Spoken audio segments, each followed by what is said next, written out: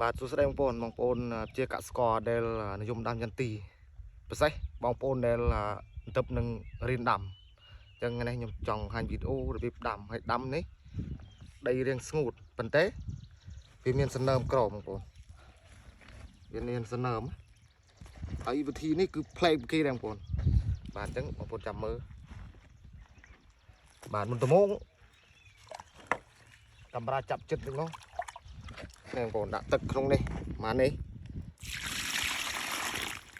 ហើយជីយើងទ្រាបស្រេចអានេះយើងការពាររាំងមួយខែអីអត់អីទីងាយបងប្អូនអើវា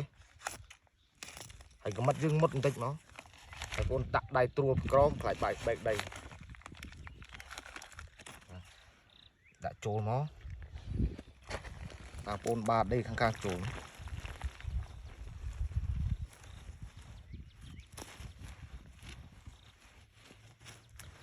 ហើយធ្វើម៉េចបងប្អូនឲ្យណែនណានេះ